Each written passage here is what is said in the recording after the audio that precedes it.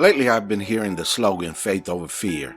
Faith over fear has become a great pitch line for many people selling products and promoting their brand, as well as preachers preaching to attract listeners. Faith over fear is a great rally cry, especially in a society filled with pandemic, social and civil unrest, uprisings, political dissension, and all the chaos that appears to be going on around us.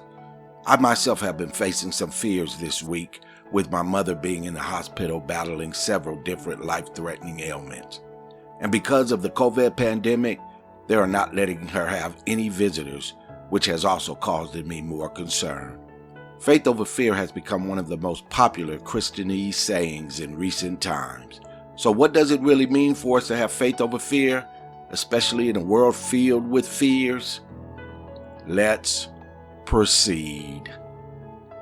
Fear is a strong emotion that can be real or imagined, rational or irrational, normal or abnormal. Fear causes in us fight or flight. It also can paralyze us from acting, grip us, oppress us, and sometimes overtake us. Many times throughout the Holy Bible, God tells us, do not fear or fear not. We are told repeatedly not to fear circumstances, people, or anything in this world, including demonic forces. We are only to fear the Lord our God and serve Him only. When we allow fear of circumstances of life, fear of people, the devil, or bumps in the night, it grips us, oppresses us, and overtakes us. It places our fearing the Lord in a second or third place position. Jesus explains it this way, Luke chapter 12, 4-7. I tell you, my friends, do not be afraid of those who kill the body, and after that can do no more. But I will show you whom you should fear. Fear him who, after your body has been killed, has authority to throw it into hell. Yes, I tell you, fear him. Faith over fear is one of those christianese sayings that is easier to say, even believe, but altogether different to practice. Why? Because fear is a natural emotion, a natural instinct. All living beings are subjected to emotions. Every living being feels fear when they encounter a threat, danger of harm, health or status, or anything that is held valuable. Fear causes certain changes in the brain, thereby causing a reaction according to the situation, which produces a change in behavior. So if fear is a natural emotion that God gave us, then why does He continually tell us not to fear or fear not? Good question. To better understand what God means by telling us not to fear or fear not, we have to understand what type of fear the Lord is speaking of. The word commonly used for fear in the Old Testament is yare, which means frightened, be in a panic, to be in terror, dreadful. In the New Testament, it is the word phobos, where we get the English word phobia, which means to be put in a fear or fearfulness, frightened, a feeling of dread. Both the Hebrew and Greek words for fear speak of being in a state of fear, a dreadfulness, frightened, and not that of sudden or startling fear.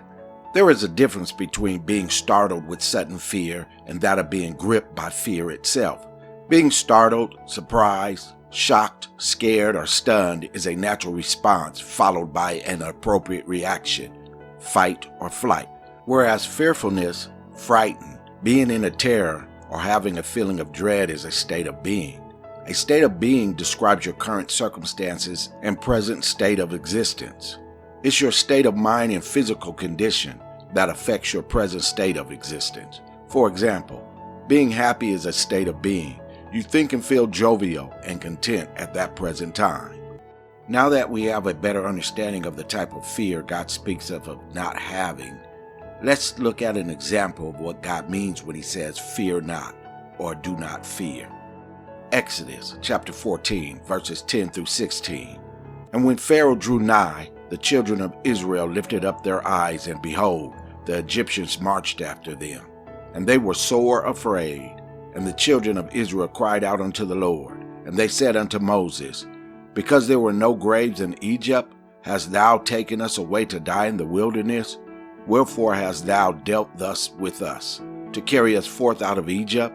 Is it not this the word that we did tell thee in Egypt, saying, Let us alone, that we may serve the Egyptians? For it had been better for us to serve the Egyptians than that we should die in the wilderness. And Moses said unto the people, Fear ye not, stand still, and see the salvation of the Lord, which he will show you this day. For the Egyptians whom you have seen today, you shall see them again no more forever. The Lord shall fight for you, and ye shall hold your peace. And the Lord said unto Moses, Wherefore criest thou unto me? Speak unto the children of Israel, that they go forward. But lift thou up thy rod, and stretch out thine hand over the sea, and divide it, and the children of Israel shall go on dry ground through the midst of the sea. What do we see in this passage? 1. It was natural for the Israelites to be suddenly startled, frightened, scared, surprised, and stunned for concern about their life and well-being. 2. It is their response to sudden, startling fear that is quite telling. It was that of being gripped and overtaken by fear. Their response was that of dread and terror, showing more fear of the Egyptians than fear of the Lord. 3. We see their behavior to fear was to freeze, complain, and cry, irrationally and inappropriately, claiming the Lord, not Moses, because they knew Moses was but an instrument by which God had delivered them from the Egyptians, and they accused God of bringing them to the wilderness to die at the hands of the Egyptians. They even said it was better for them to return to serve the Egyptians. Just think about it for a moment.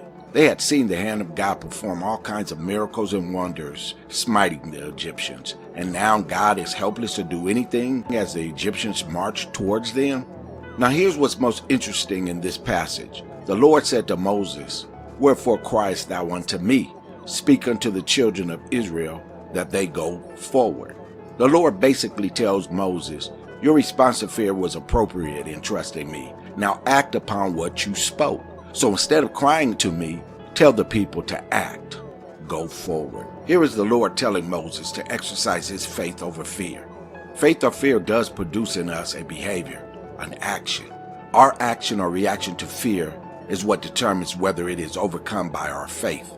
Let's look at another example in the New Testament. Matthew chapter 14, verses 25 through 33.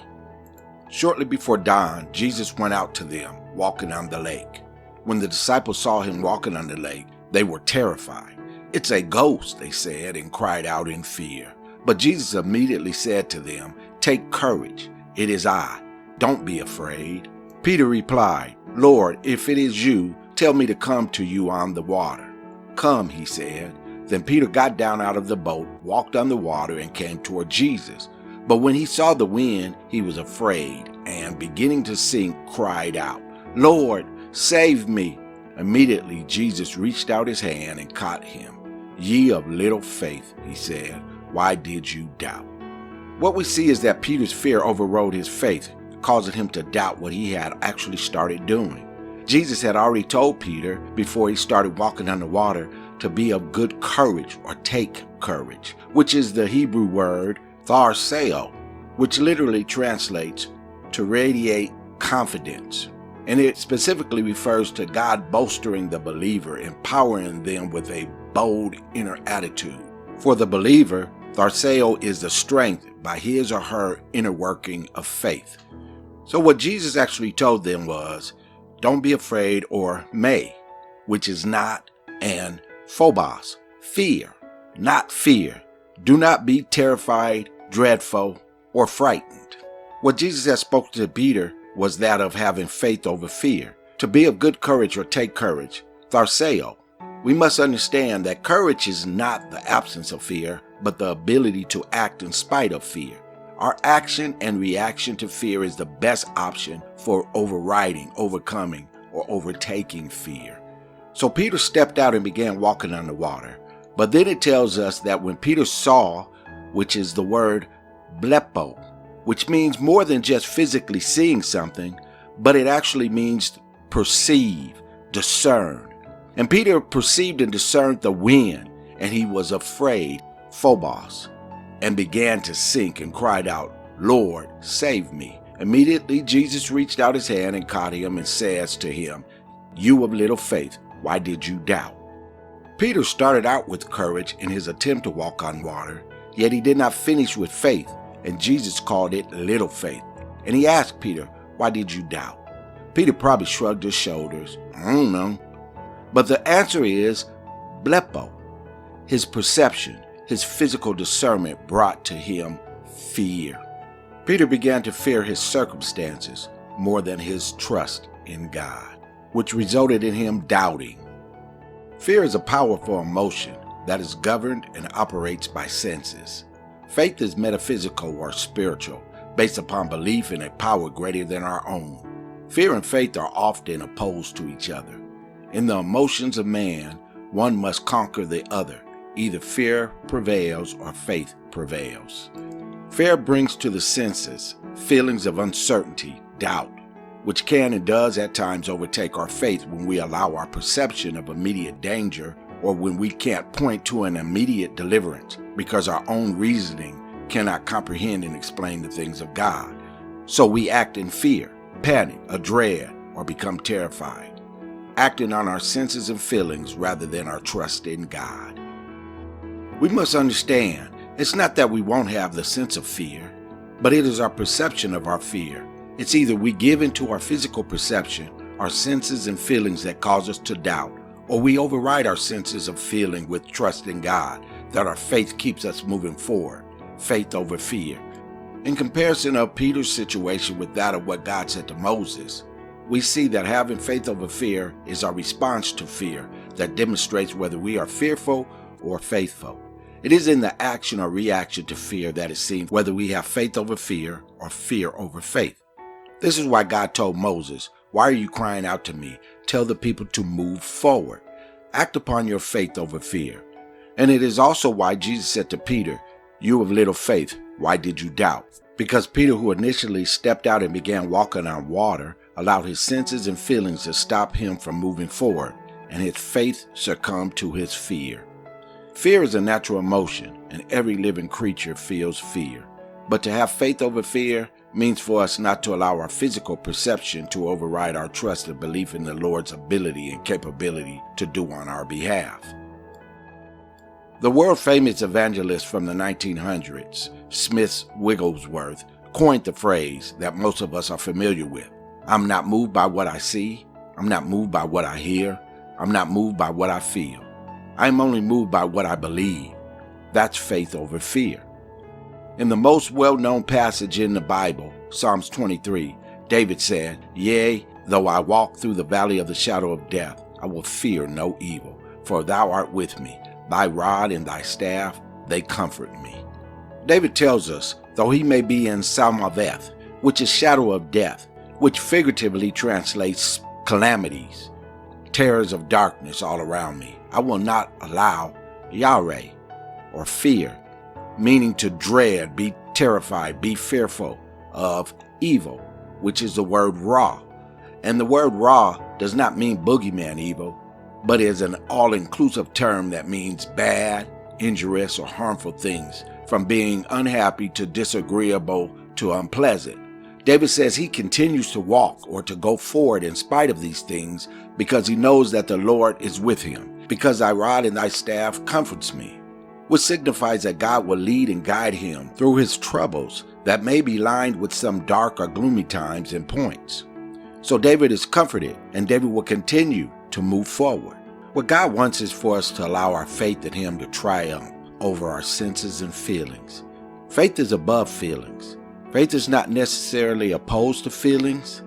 Faith works through feelings and makes the influence of our feelings subordinate to my faith in God. It is when we allow ourselves to have courage in our faith in God that faith overcomes fear. When we are convinced of God's truth, it conquers fear. Having a deep conviction of trust in the Lord, our mind and feelings become thoroughly convinced in the face of difficulties that greater things can be accomplished through our belief in the Lord. Now we're going to stop right here and pick up part 2 of Faith Over Fear next week. May God bless and keep you, my friends. In Jesus' holy and precious name, amen. Thank you for tuning in to Fellowship in the Word. If you've been blessed by this video, please click the subscribe button and the bell to receive notification of when we upload new videos. Thank you, and God bless you.